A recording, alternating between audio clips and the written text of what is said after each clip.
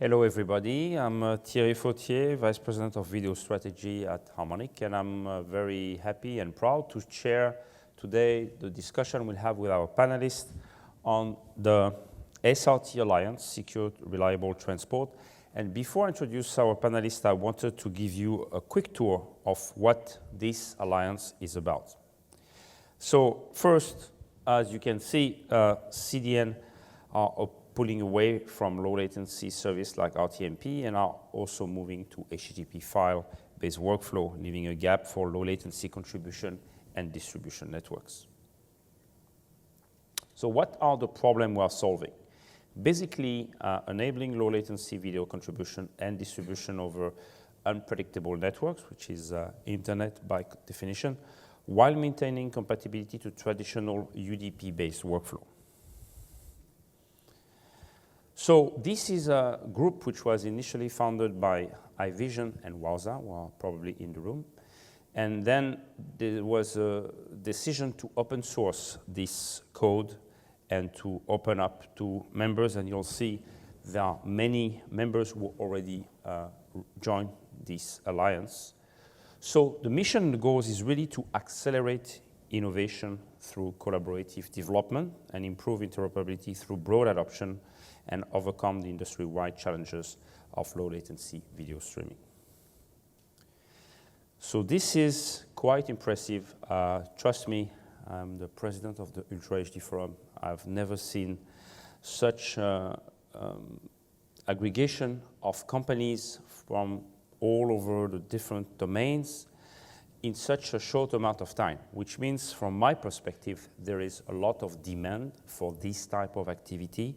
And here you will have a unique opportunity to talk to the experts. I'm just a guy here to help everybody understand what we are doing and why we are doing it. So why open sourcing? That's a very good question.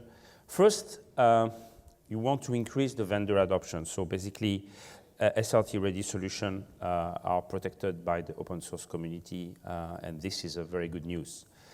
Second is we want to increase the client adoption. Many large companies will not adopt any proprietary solutions, and you probably know that if you want to do a standard, it might take you several years until you discover this is obsolete already. Path to standardization is something we are looking at, and we are looking at either SMPTE or IETF, maybe both together, and this is something, of course, we want to open up in the near future. So, without any further ado, I wanted to introduce, so maybe starting Marc Cymontkowski, who is the Senior Director of Core Technology. Then we have Keith Weinberger, Director of Product Management and Video Solution at Limelight. From Brightcove, they switch. So I'll go with Jeff Tyler, Microsoft Digital Media Lead. And then David, how many panels did you get this year? This is number 2. Number 2, oh, you are going down. Like Jeff. You are going down. David Syed, VP of Product Strategy and Marketing at Brightcove. So I think I'm coming to the panel discussion. I'm therefore going to start with Haivision. So I would like to ask you a few questions since you have been in the space for many years. Can you give us a brief technology overview of SRT, compare with other network protocol, and explain how this can optimize streaming performance on internet protocol? Yeah. So where we're coming from is Haivision is traditionally known for low latency, lowest latency on the market. So we were sending low latency, high quality video, usually in facilities. And at some point in 2013, we realized we have to extend this and we have to go across different locations, different offices, and still maintain the low latency. So we were trying different protocols and we found limitations in TCP-based protocols like RTMP, where the congestion control on longer distances throttles down your bandwidth. You need buffering in order to adjust for the jitter on the way. There were the packaged protocols like HLS and Dash, where obviously you can't reach the latency that we expected. And UDP, which is your in-facility or high-quality network protocol to combine it with FEC, for example, was just not getting to the level that we needed it. Say you had more than 5% packet loss on a link, or even more than 3, then it wouldn't work. So we decided to implement our own protocol called SRT for secure, reliable transport. So secure means it's encrypted with AES 256. Reliable, it recovers UDP packet loss. And transport means that we embed timing information in order to adjust the jitter that we experience on the way. So what we're able to do is we are around 4 times the round trip time when it comes to latency of the transmission. So I keep saying, like, when I'm testing between our office in Germany and Chicago, I see 100 milliseconds round trip time. So I set the latency setting on SRT to 400 milliseconds, and the protocol will make sure that this is 100% constant. It will not change. And then we are, because we're coming from an MPEG-TS world, we are sending transport streams through, and we are getting end-to-end 400 milliseconds across the Atlantic. Okay. Next question. What is SRT? Why is SRT an ideal addition to UDP contribution workflow for low latency video on contribution and distribution? Yeah. So for us, basically, when we did our low latency in facilities, and it was just UDP, with SRT, I describe it as a tunnel. So now we open up a tunnel between 2 locations, and we send the same stream, the MPEG-TS stream, through. SRT is not limited to any content, so you could send through whatever. And that makes it so easy to be used with third-party streams immediately with all our streams, because if you had an existing installation where you are sending transport streams from encoder to decoder, then you could put SRT in between and bridge a public internet and suddenly be able to not send it on a protected network, but on an unreliable network. So next question. How easily does SRT go through firewalls without the need to have an IT cell phone number? Yeah, in a way. So SRT has 3 working modes. It's like, you can imagine it like RTMP. It has a listener mode where server side is sitting there with an open port waiting for connection to come in. There's a caller side, which is reaching out to the listener. And then there's the third way, which is rendezvous mode, where both sides are listening and calling at the same time, trying to push through the firewalls. And once one side gets through, the connection is established. So that works if you don't have a very restricted network. If you do, then you set up your listener and caller mode, and on the listener side, you have to make sure you speak with your IT department and open one port so the caller can call in. If you don't want that, or you have problems with that IT department because it takes 2 weeks or whatever to open the port, then what you can do is you can fire up an instance somewhere else in a network that you know. And what we typically do, we have our Haivision Media Gateway.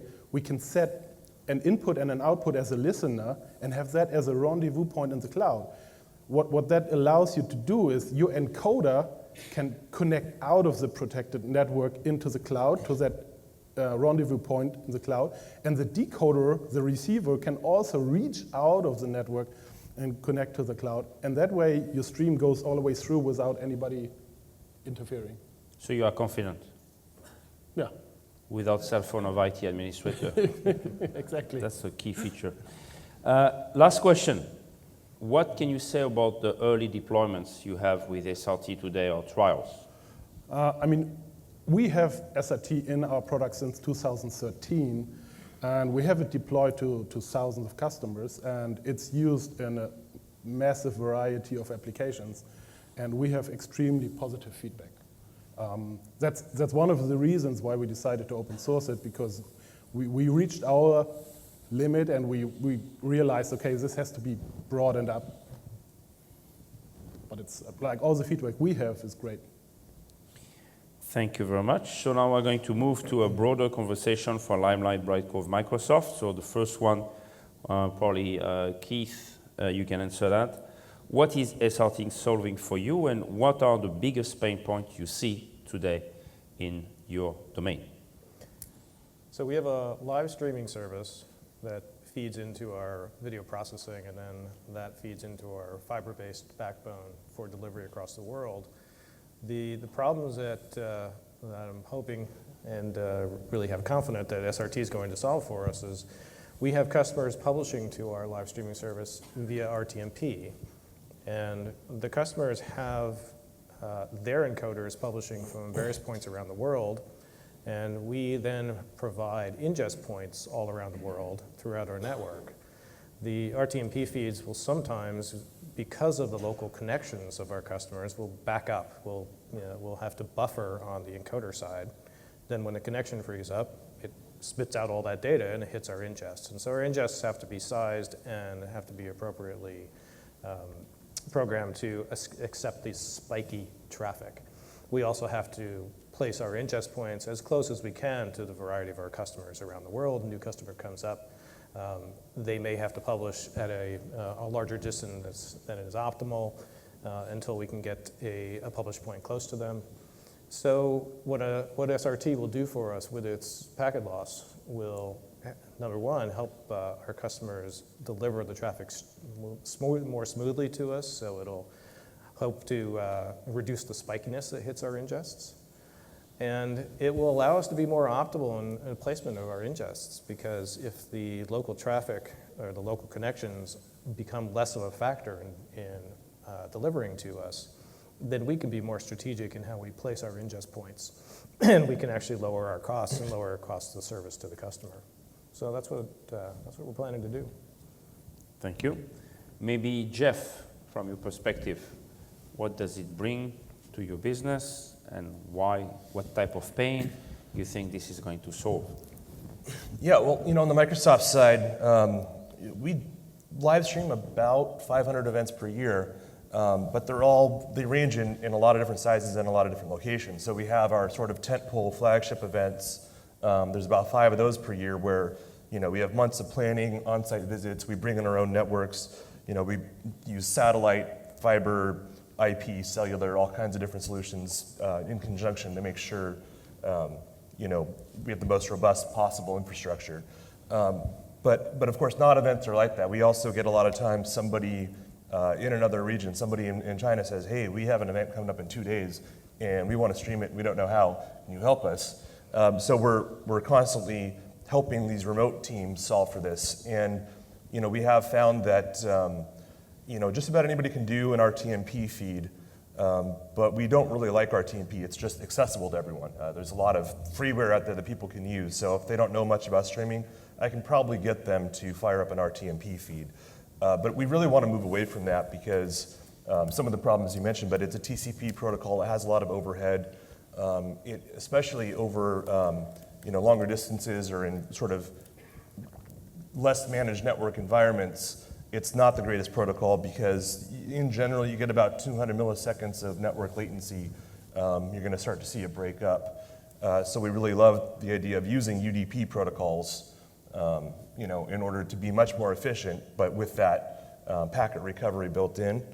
What really got us started with SRT most recently was actually the hardware from Haivision, because we wanted something, there's a word I always use, it's not a real word, but deployability. I use it so much I had to add it to my dictionary on my phone because it kept on auto-correcting. But we want it to be sort of what we call ET, where we can pre-configure it, we give it to somebody, they go on site and it just phones home. And that's sort of the firewall side of things you were discussing, and how we can just say, hey, plug this in. It doesn't need any inbound ports open. We have it pre-configured for them to send to our receiving device. And so it was actually the hardware that got us started, and then we've had great success using it as we do exactly that. And in fact, our counterparts at LinkedIn, as Microsoft acquired LinkedIn, we've been doing more and more work with them. In fact, Dan from LinkedIn is here joining as well. And they were already using the Haivision appliances. So just recently we had an event and we needed a quick connection back up to Redmond from one of the offices down here. And they just flipped on their encoder, put it into our IP, and we have a nice reliable transport low latency that still carries a proper compliant transport stream at its core. Meaning, yes, we like the point-to-point appliances because they are built to work together, but we can also demux it with to just a standard transport stream and pull it into any of our decoders if we wanted to. Thank you. David, from your perspective, what do you see this solving, and what is the pain you face today? Yeah, thank you. So, I mean, from my perspective, we're not in a position to mandate to our customers what equipment they use to provide live streams into our system. We have been doing live streaming for several years, like probably many people here, and we recently introduced a new live streaming technology, but the primary input mechanism for that today is RTMP, because, as others have pointed out, it's the most widely deployed way of getting streams into a system. We really want to be able to support a transport stream-based input for a variety of reasons, some of which we've already covered. But one of our big use cases for live is for broadcasters, so ad support, ad insertion. And being able to do ad insertion by taking advantage of the markers in a TS stream is very important to us. But then how do you get a transport stream over the public internet reliably into a cloud-based transcoding system? Mm-hmm. And there are clearly multiple technologies out there, and have been for several years, that solve that problem. We're a big proponent of open source. We're the corporate shepherd for the Video.js project, which is the most popular HTML5 player out there. Microsoft uses it, a number of other companies use it. So an open source approach for handling that forward error correction aspect is really interesting to us, and that's one of the reasons why we have joined the SRT forum. Perfect. Microsoft, do you think this is the right way to move forward, this open source approach, as opposed to standard-based approach we might spend a lot of time to discuss without moving? I would say the open source thing is what really, we use a number of technologies today, and we're still a Zixi customer, still using that as well. But that slide you have up there showing all of the different companies that are now on board with the SRT Alliance really shows that I think the interoperability that's going to come with the open sourcing is going to make this potentially kind of a game changer in that people want to move away from RTMP for a number of reasons. It's just been hard to do because there isn't one de facto open source protocol. So I think the open source is really what is going to make this take off, as we're really seeing a lot of people start to integrate into their hardware, into their existing workflows. Keith, your perspective on open source? Yeah, I agree. It's time for RTMP to move on. Oops. Oh, you talk badly about RTMP, and then hopefully that's RTMP dropping away. This is recorded. Everything you say is recorded.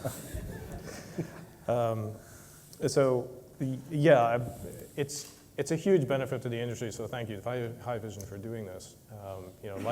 Like you were saying, Brightcove, that our customers will choose the encoders that they choose to use, and they want to deliver to us how they want to deliver. So of course we want to support this, but it actually is a better technology.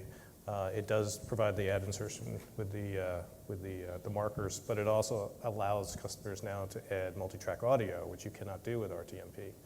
And we get constant questions on that as well, since the world, of course, is multilingual, and we serve the global community. So really glad that it's an open source. I'm really glad that the adoption rate is very, very fast. And I think it's the right approach.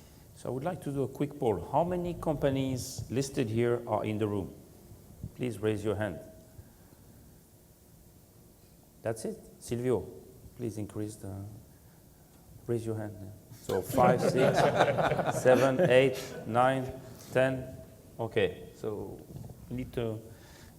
So feel free also to reach out. So this will be available. This presentation will be available on the website. So you'll be able to reach out to other potential members. So that's, I think, very important to share it here. One question for Limelight. So we talk about internet contribution. So you have obviously the challenges today.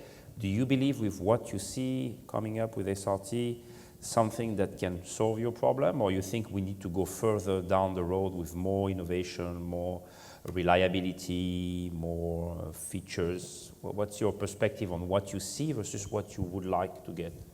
Well, wasn't somebody in the patent office, in the U.S. patent office in the 1800s saying everything that was invented has been invented already, we should just close up shop?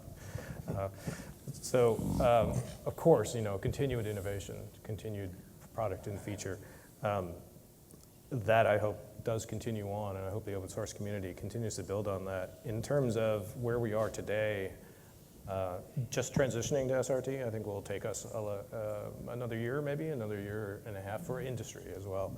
And I think that we do want to have extra, continuous improvement, but I think the value add that you're bringing from the get-go is high, and it's going to be a large incentive for us to move to SRT and for our customers too. So I think it's a great start and looking forward to more, but no comments yet. David, your perspective, you think we are on the right track for the internet contribution? Yes, I mean, certainly talking to our customers, they've obviously seen announcements around SRT and various other technologies, and it is a desire for them to be able to use a typical internet connection to be able to contribute content to us in a reliable way. We've had good endorsement from our customers about the direction that we're going in. So I'm confident this is a good place to be. Perfect. So last, maybe for Jeff, you think this is the right track from a technology perspective? Yeah, I think, especially as this evolves and people, you're saying it's probably a year and a half out before we really see it integrated into more things. But now that it's open source, that's where, right away, the announcement started with Wowza as that first kind of big partner there, saying that they're going to be integrating it. And as that continues, and we start to see it also more on the encode side as well, so integrated into encoders. Because like you guys are saying, there's, people want to use their encoders, but they might not want to have to go through a separate software, another point of failure potentially to say, oh, now you need an encoder and something else that you're pushing through to wrap it up in the SRT. So that native integration that's probably going to come in the relatively short term because of the open source, I think it's happening, but that is sort of a missing still across the ecosystem.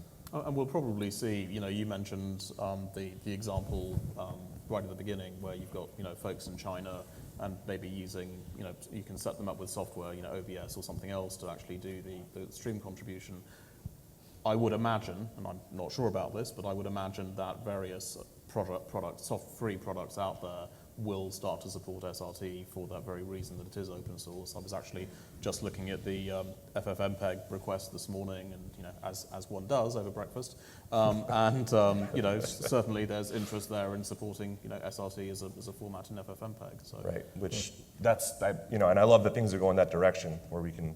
And it doesn't end there. So there is support in VLC that is being finished around now, and in GStreamer as well. So this gives a wide open source support base. Yep. So which is interesting, right? Because typically that if you look at how gamers stream, right, that's very much been those types of products being used, and having SRT be a mechanism for them to actually get their streams up on the internet is pretty interesting. And for them, low latency is key. Totally. So Marc, I'm going to grill you a bit. Where do you see SRT in 12 months from now? 12 months, hopefully in a lot of products, first. Second, it probably keeps me crazy busy because we are collecting feedback from the community. We want to obviously extend the functionality. We introduced, at IBC, UDP level multiplexing, which allows customers to have multiple streams, SRT streams going over the same UDP port, which makes your setup even easier because you only talk to your IT department once if you have to.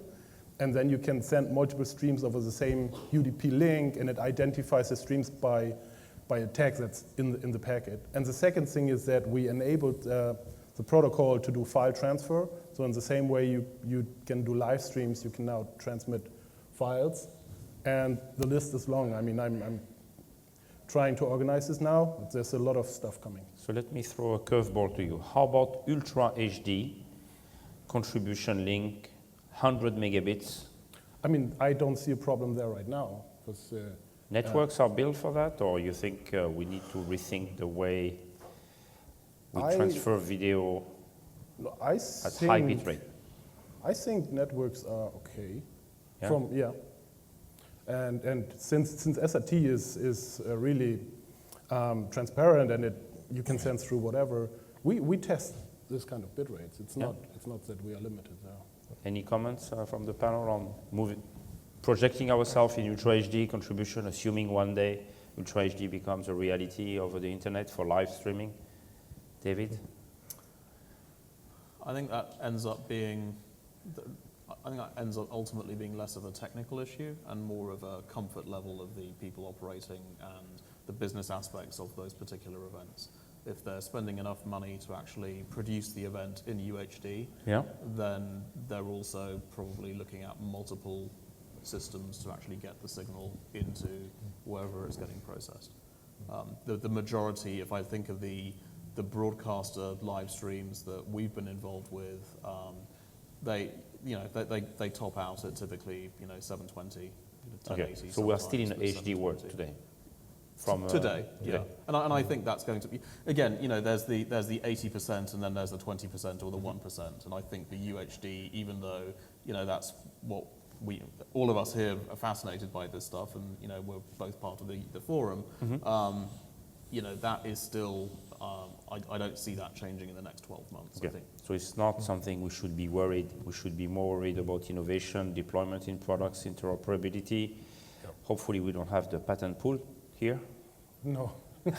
Don't worry. I do want to say something on the 4K today with traditional broadcast mechanisms is actually kind of challenging. We've done that with an event recently where we had to bring it back. We brought it backhauled over fiber and satellite, but that was being backhauled as 4 1080 quadrants and then being reassembled. And you have to do things like your metadata, things like audio and your captioning need to be in the sort of the top left window when you do that before you reassemble it. And but then if you're going through other equipment to do that audio embedding and the caption embedding, now you might have added a couple of frames of latency to one of those. So we had to run dummy encoders just so it's all going through all the same gear just to do that before it got reassembled. Whereas when you're doing the UHD contribution IP-based, it can go as just one single stream and not have to be broken out and reassembled. That's true. I think the other thing that needs to be paid attention to in UHD is security, because once you skip from 1080 to 4K, you run into a lot more security requirements. Movie Labs, for example, has their requirements. But if you're going to stream 4K, AES 256, definitely. Maybe there's other security. Watermarking? Perhaps watermarking. Hot topic. You should go to the Watermarking Alliance. They will teach you how many companies are running after that. It's an interesting business. Okay. But I think on that point, if I could just interject, there's the contribution side, and then there's the actual delivery side. And I think that, certainly on the delivery side, we're starting to see, and I think there was a panel here yesterday around securing live streams with DRM.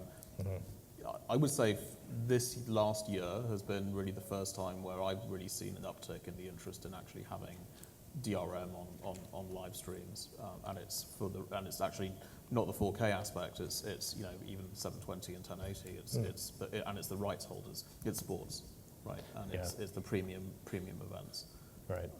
But I think on the contribution side, where you hopefully have more control over that channel, even though it's going over the public internet, I would hope that the AES 256 is sufficient. We'll see. Once the lawyers get involved. Last question for the panel before we move to questions. SRT for distribution. Does it make any sense? Is it deployed? What are the hurdles? Marc, you want to start? It's the same thing as you have with RTMP, because it's a unicast protocol. So it scales well in the 100 and maybe in the thousands, but when it comes to the millions, you have the same scalability issues. So there, I think on that side there's work left. I see it right now as a distribution protocol to, say, multiple endpoints rather than mass delivery. Okay. Any other comment from the panelists? Final distribution?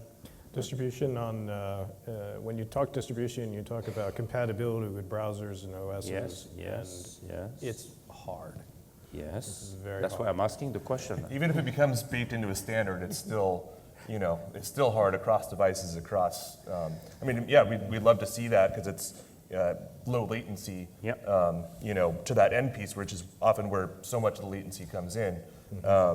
But it would need to be properly done across ecosystems to really work, or else it's going to be, you can do it on this phone but not that phone, and then it's just one more thing you're supporting instead of replacing what you're supporting. But you see for application, for example, we see for application like virtual reality, some companies want to control the protocol to the end device, and then we can talk about this home gateway, how do you pass UDP through the home gateway, but it looks like there is some companies in this industry who believe they need a dedicated protocol, UDP style, in order to reach a higher quality of latency, low latency, and deliver the packets in a way. So at the end of the day, that's what we do as Haivision, because we use SRT to send, for example, if you have an EgoCast or something going on of your CEO talking to the whole company, and you have a distributed offices all across the world, then what we do is we send one SRT stream to our media gateway in the cloud, redistribute SRT to all the offices where there's another media gateway, and that flips it in the office to different protocols for delivery, optimally UDP multicasts for the network, but it could be unicast connections.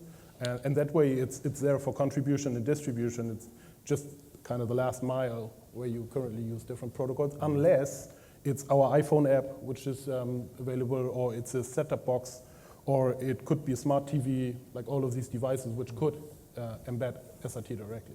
And I think this is what Google has been trying to do with WebRTC. Yeah. It's tried to build out a standard. iOS is going to support it soon. But it's still hard. It's still hard because the implementations have to be consistent across all these devices and all these OSs in order for the distribution to actually be what our customers want. So it's a challenge if you want to implement SRT throughout all the distribution points. The more members we get, the better. You get diversity, all come with the all use case. Right. So maybe we can move to the audience. If you have questions either on what was presented or what was not presented, feel free. The floor is open for questions, so please raise your hand if you have. Yes, sir, please. I think the panel, just to follow up what Keith mentioned about Google, because I think they launched the DVR, so because like goes along with the SRT is doing pretty much, and I think also if you have a standard with MMT, MPEG, why are you going to a proprietary system with CRT? So SRT will give us the advantages on the contribution side. The distribution side, like I said, is challenging from basically there's a huge ecosystem that all have to come on board for playback. So SRT is going to give us a huge advantage because we're dealing with a small number of customers in the hundreds versus trying to serve millions and millions of consumers. So it's a much more manageable protocol to start with. How distribution pans out, we'll see how the industry reacts if we get adoption on the devices and OSs for native support for SRT. That'd be fantastic, and we'll definitely jump on that. On the MMT topic, the thing here is that Maybe you can explain. MMT stands for multimedia transport. It's a new standard. MPEG. MPEG. You believe in MMT? You believe in MMT? No, my point was, the thing is that right now... You scared me. No, don't worry. The thing is, right now, MPEG TS is everywhere. Yes. Like everybody supports this in the broadcast industry. So we are sending a container through that's already available all across. And the same ecosystem is just not there for MMT yet. Long way for MMT. Yes, right. Any other comments on the question? No. So we have to move to the next question. Yes. Can you compare SRT and Quick? Ah. Compare and contrast? Quick versus SRT. I can, since I have Yes, he can. analyzed it, He can compare. I- Next question. it's, Guys, I'm learning from the White House how to avoid questions. So please, please. Marc. it's complex. If you Yeah. want to look into Take it, your breath, take your breath. yeah. If you want to look into it, it's complex. So if you integrate SRT, you can do it. We have the people who joined the alliance. If you go on GitHub, you see the commands. A lot of partners implemented it in one day and had it running and replaced their RTMP backhaul links with SRT. That's a huge advantage. It's just so easy to use. That's probably the main factor. But you see Quick as an alternative, as a complement? I don't see it as an alternative for contribution distribution. It could possibly be something for mass delivery. Yeah. But I don't see it as a contribution protocol. It's the way it's designed, it's too complex to put it in all these different devices. I don't see that. You had a different opinion? I don't have it. Okay. I was going to answer. That's a good question. Quick is always a hot topic. Wherever you go, you get quick question. Another quick question. Yes? So then what about WebRTC? Probably you can use that for being ingested as well as delivery. So I know that Limelight in their presentation the other day, yesterday, they mentioned that they're working on providing that service. So how would that compare to SRT? So for contribution, it depends on the availability of the protocol out in the marketplace. And the Alliance has done a fantastic job of pulling in a number of companies that are looking to incorporate that into their product set. You know, as our Brightcove colleague said, you know, whatever our customers choose as their desired delivery, that's the path that we need to follow. So if the majority of our customers are wanting to deliver WebRTC to us, then, you know, sure, we can figure that out. I think it comes with extra overhead that perhaps isn't really necessary for a contribution because it's a different use case. And SRT seems to be doing really well, and it's baked, and it's you know, Haivision's been using it since 2013, you said? So it just seems more mature on that front. But if that's where the industry goes, then sure, we'll be able to support that. I just don't think that's going to be a contribution alternative that's going to happen anytime soon. Okay. Another question. Yes, sir. You missed the question about, so my name is Israel from Zixi, just for full disclosure. Zixi, not yet a member of this, but a pioneer.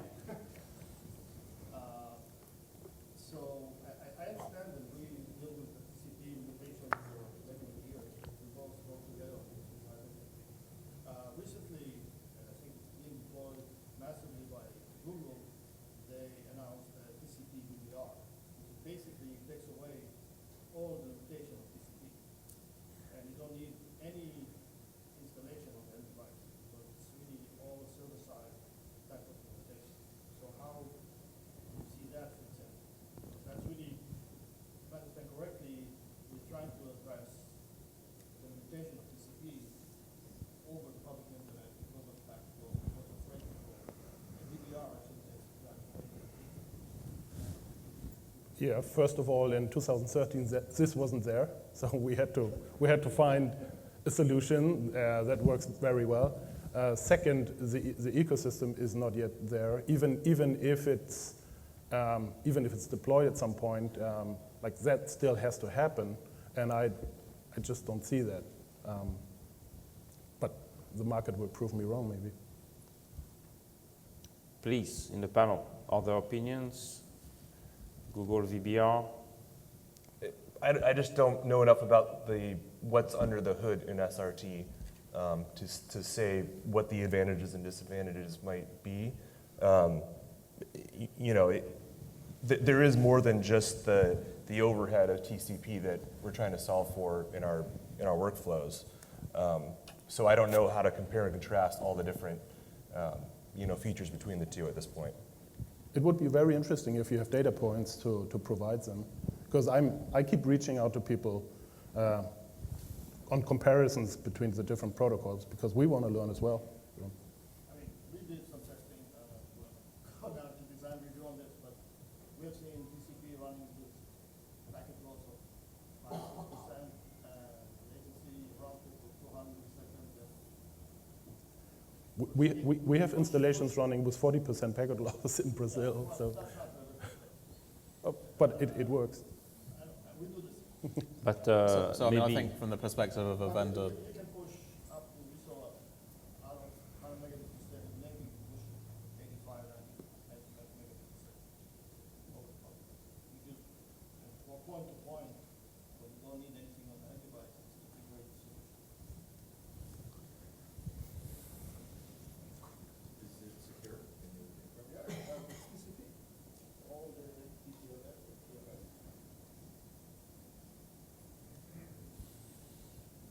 Okay, was a good question. Thank you very much, Israel. And of course, if you want to join the alliance, you are free. Huh? Welcome. It's open source. Any other question? Yes, sir. Are there any easy to use, graphical user interface tools where people can start playing around with this? There's a tool called S-Transmit, which is in the package. It's a command line tool, which allows you to receive a UDP stream, forward it as SRT, and do the same thing with the same tool on the other side, and flip SRT back to a UDP. And that's what a lot of people are immediately using for the test, or even put on devices, because you could have it running as a daemon, and it just sits there, and localhost receives the UDP stream on the device and sends out SRT. And where do you go to get this? On GitHub, just GitHub, SRT. SRT, GitHub on Google, you get, Yep. it's not difficult.